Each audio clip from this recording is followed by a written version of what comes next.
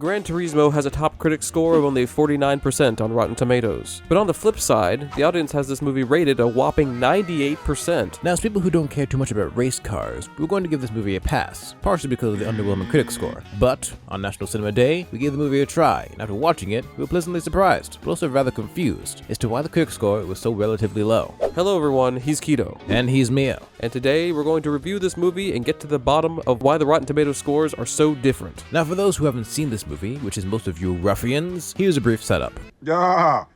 It's rewind time. In a risky and only slightly insane marketing stunt, Danny Moore, played by Legolas, convinces Nissan to partner with the driving simulator Gran Turismo and select a sim racer to train to become part of their racing team by putting gamers in actual cars. Doesn't sound wise, but Nissan agrees, and the reluctant former racer Jack Salter joins as the head engineer, and they begin recruiting. Jan Martinborough is a car enthusiast with a big dream, but his father doubts he'll ever make it as a race car driver and doesn't support him playing Gran Turismo all day. But Jan is one of the best players, and he receives a cryptic message giving him a chance to win a spot at GT Academy. He proves himself to be in the top 10 and is trained by Jack. Jan graduates the GT Academy and joins the Nissan racing team, beginning a new racing career. He proceeds to prove everyone who ever doubted him wrong and win the approval of his gruff and sarcastic mentor. This is the general setup for Gran Turismo, a familiar underdog sports movie. Now we shall move on to our review of the movie, starting off with the good things.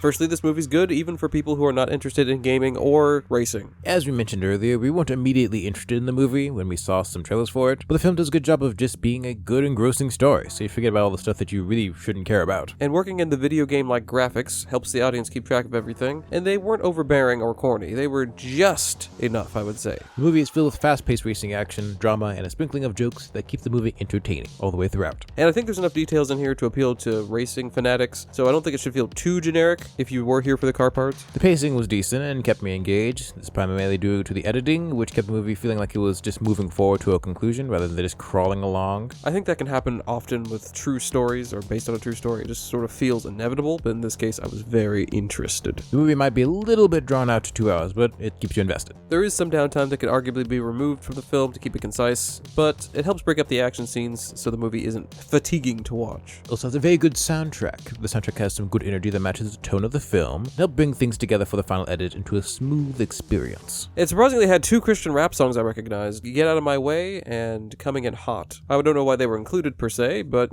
always nice to hear. The writing was pretty good, and the actors were capable of delivering lines in a realistic way. There's a good use of the talent involved. The car crash scene, which I can't really specify which one because it'd be kind of a spoiler, was quite well done in both directing and acting. And the emotional scenes seemed genuine between Jan and his dad. Also, his relationship with his mentor seems genuine as well. It didn't come off as insanely predictable and basic. Scenes don't seem forced or blocky. The directors generally do a good job of conveying subtlety and not bludgeoning roles with ham-fisted acting. I was more invested than I should have been with the emotional scenes, and they hit pretty hard. At some point, the dust did fall from the rafters in the cinema and gouged me in the retina, so my eyes were a little bit moist. The fact that this movie is based off of a true story makes it pretty cool and makes it even more fun to watch. Although the movie is based loosely on a true story, several events in the timeline are shuffled around a bit, and some details are changed. Specifically, Jan was not one of the first members of GT Academy, as it had been going for a while before his group was selected. And another detail is the demographic of the team. There are actually no girls in his group. There wouldn't be a girl in GT Academy until the year 2016. While watching the movie, I thought this was a little suspect, but I guess they want a shot at winning the Academy Award for Best Picture.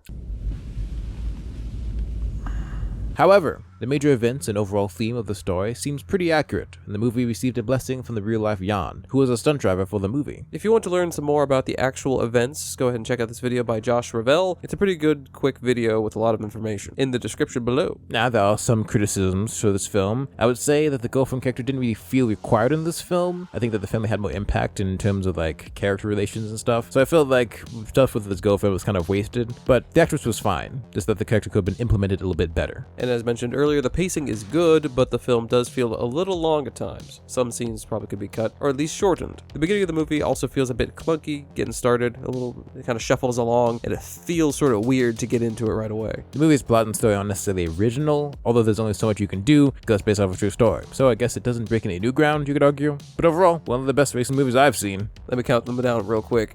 Cars, 1, 2, and 3, some horse movies, and Speed Racer. We give this movie an 8 out of 10 steering wheels for a general kind of opinion, and for this type of movie, I would give it maybe an even higher score. One of my favorite sports movies, although it doesn't have anything on Rocky. Because we're trying to reach as many people as possible for this rather underrated movie, we appreciate it if you would like this video. Thanks. So, now that we've given our opinions, let's look at what the Rotten Tomatoes people have to say.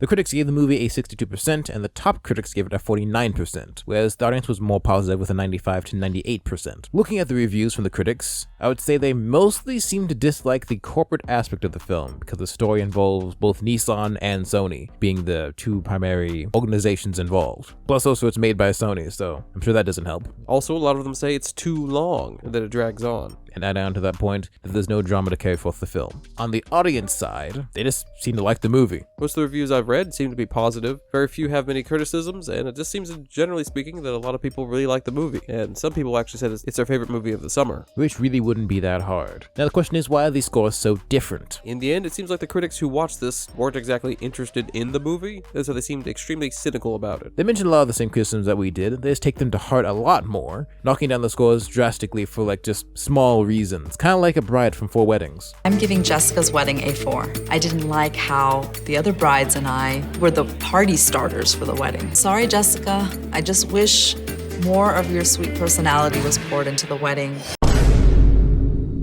I'm so confused. The audience is usually higher than the critics anyway, and the main reason they watch their movies is because they're interested in them. And since Gran Turismo has pretty good quality, the audience is more inclined to give higher scores. Still though, it does seem like it's rather unfair that they give it like such a low score. Like, sure, it's not for everyone, but I think some of the scores that they're throwing out seemed a little overly harsh, I would say. The score relative to a lot of other like superhero movies and other generic movies, which we honestly have more complaints about, it just seems a little off, a little unfair. Especially because this might be stopping some people from going to the theaters to see the movie for themselves. On its opening weekend, it made a rather dismal amount of money. But hopefully through word of mouth, maybe we'll pick up some more this weekend. And hopefully you choose to watch it, maybe even because of this video. We highly suggest it. The movie is very refreshing, and you should give it a watch, especially if you want to see something different. In the world of awful political movies and generic superhero movies, this is a blockbuster that does something a bit different, even if it is still kind of a corporate movie. Let us know what you thought of the movie in the comments down below, and if you haven't seen it, go and let us know if you're more likely to watch it now. We'll work on a video talking about a Spider-Man fan film, so if you found it interesting, feel free to subscribe. And please like this video so that it can reach some more people, because I think people should hear positive things about this movie. Until we see you later, check this video out over here, and he's Mio. And he's Keto. And we hope you have a blessed...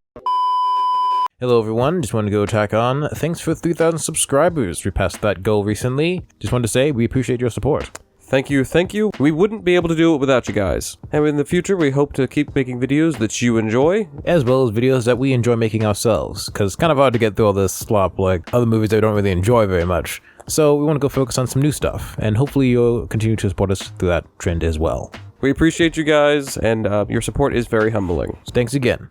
And we hope you have a blessed day. Bye!